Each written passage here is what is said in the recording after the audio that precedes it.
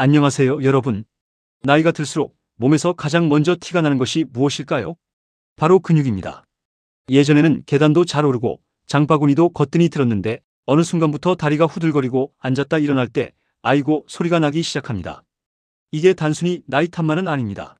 나이가 들면서 근육량과 근력이 줄어드는 것을 근감소증이라고 합니다.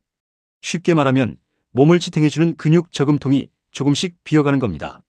근육이 줄면 걷는 힘이 약해지고 넘어질 위험도 커지고 회복력도 떨어질 수 있습니다. 그래서 60대 이후에는 무엇을 적게 먹을까만큼이나 무엇을 꼭 챙겨 먹을까가 중요합니다. 그 중에서도 가장 중요한 영양소가 바로 단백질입니다. 단백질은 근육을 만드는 재료입니다. 집을 지으려면 벽돌이 필요하듯이 근육을 유지하려면 단백질이라는 재료가 필요합니다. 그런데 문제는 나이가 들수록 고기를 많이 먹기 부담스럽다는 겁니다. 씹기도 힘들고 소화도 더디고 매번 요리하기도 번거롭습니다. 그래서 오늘은 집에서 쉽게 챙길 수 있는 단백질 간식 3가지를 알려드리겠습니다. 바로 요거트, 두부, 달걀입니다. 첫 번째 단백질 간식은 요거트입니다. 요거트는 부드럽고 먹기 편해서 치아가 약한 분들도 부담이 적습니다. 특히 그릭 요거트처럼 물기를 더 빼서 걸쭉한 요거트는 일반 요거트보다 단백질이 더 많은 편입니다. 요거트의 장점은 단백질뿐만이 아닙니다. 요거트에는 칼슘도 들어있습니다. 칼슘은 뼈 건강에 중요한 영양소입니다. 근육과 뼈는 따로 움직이는 것이 아닙니다. 근육이 약해지면 뼈를 지탱하는 힘도 줄고 뼈가 약하면 활동량도 줄어듭니다. 또 요거트에는 유산균이 들어있는 제품도 있습니다. 유산균은 장 건강에 도움을 줄 수 있는 좋은 균입니다. 다만 모든 요거트가 같은 것은 아닙니다. 제품마다 유산균 종류와 양이 다를 수 있습니다. 요거트를 고를 때는 꼭 확인해야 할 것이 있습니다. 바로 당입니다. 달콤한 과일만 요거트나 떠먹는 디저트형 요거트는 생각보다 당이 많이 들어있을 수 있습니다. 건강 간식으로 먹으려다가 설탕 간식이 될 수 있습니다. 그래서 가능하면 무가당 요거트, 플레인 요거트를 고르는 것이 좋습니다. 단맛이 너무 심심하다면 바나나 몇 조각, 블루베리 조금, 견과류 약간을 올려 드시면 좋습니다. 다만 유당 불내증이 있는 분들은 주의해야 합니다. 유당 불내증은 우유 속 유당, 즉 젖당을 잘 소화하지 못해서 배가 아프거나 설사를 하는 상태를 말합니다. 요거트는 우유보다 소화가 편한 경우도 있지만 사람마다 다릅니다. 드시고 배가 불편하면 양을 줄이거나 유당 제거 제품을 선택하는 것이 좋습니다. 두 번째 단백질 간식은 두부입니다. 두부는 60대 이후에 참 좋은 단백질 식품입니다. 왜냐하면 부드럽고 소화가 비교적 편하고 기름진 고기보다 부담이 적기 때문입니다. 두부는 콩으로 만든 식품입니다. 콩 단백질은 식물성 단백질입니다. 식물성 단백질이라고 해서 근육에 의미가 없는 것이 아닙니다. 식단 속에서 꾸준히 챙기면 단백질 보충에 도움이 됩니다. 특히 두부는 국에 넣어도 좋고 살짝 데쳐서 간장 조금 찍어 먹어도 좋고 으깨서 채소와 함께 무쳐 먹어도 좋습니다. 간식으로 먹는다면 작은 두부 반모 정도를 따뜻하게 데워 드셔보세요. 차갑게 먹는 것보다 속이 편한 분들이 많습니다. 두부의 좋은 점은 포만감입니다. 나이가 들면 식사량은 줄어드는데 입이 심심해서 과자나 빵을 자주 찾는 경우가 있습니다. 이럴 때 두부를 간식으로 먹으면 배는 든든하면서도 단백질을 챙길 수 있습니다. 하지만 두부도 주의할 점이 있습니다. 첫째, 양념을 조심해야 합니다. 두부 자체는 담백하지만 간장, 고추장, 양념장을 듬뿍 올리면 나트륨, 즉 소금 성분이 많아질 수 있습니다. 고혈압이 있거나 신장 기능이 약한 분들은 짜게 먹지 않는 것이 중요합니다. 둘째, 콩 알레르기가 있는 분은 피해야 합니다.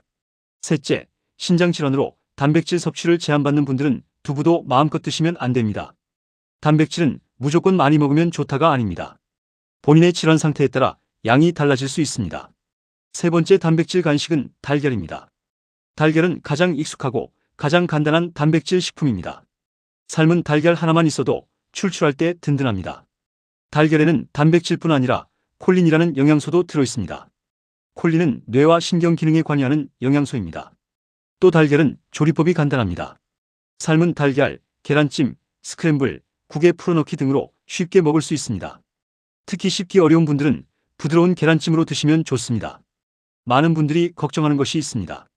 달걀 노른자 먹으면 콜레스테롤 때문에 안 좋은 거 아닌가요?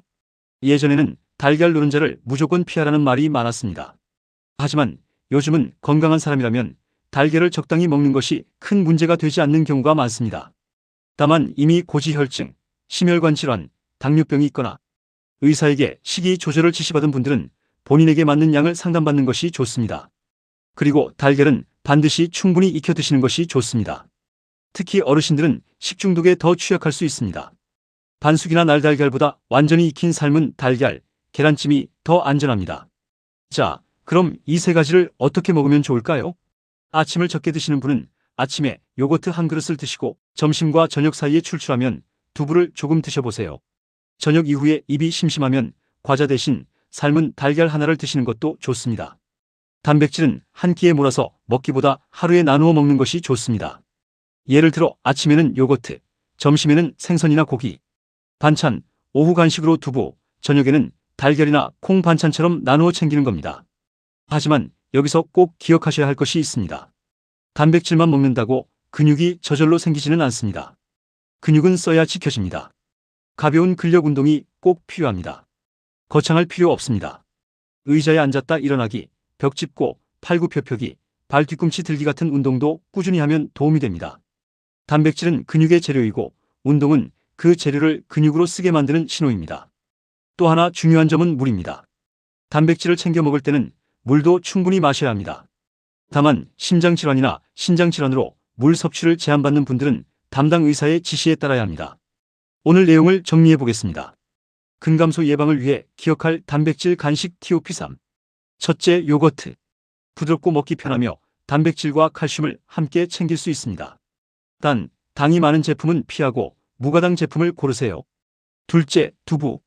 식물성 단백질을 부담 없이 챙길 수 있고 포만감도 좋습니다. 단, 양념을 짜게 하지 마세요. 셋째, 달걀. 간편하고 질 좋은 단백질 식품입니다. 단, 충분히 익혀 드시고 질환이 있는 분은 섭취량을 조절하세요. 여러분, 근육은 하루아침에 빠지지 않지만 하루아침에 생기지도 않습니다. 매일 조금씩 챙기는 단백질 간식, 그리고 가벼운 근력 운동이 내 몸을 지켜주는 든든한 보험이 될 수 있습니다. 오늘부터 냉장고에 요거트, 두부, 달걀 세 가지를 준비해 보세요. 과자 대신 한 번, 빵 대신 한 번 바꿔보는 것만으로도 몸은 조금씩 달라질 수 있습니다.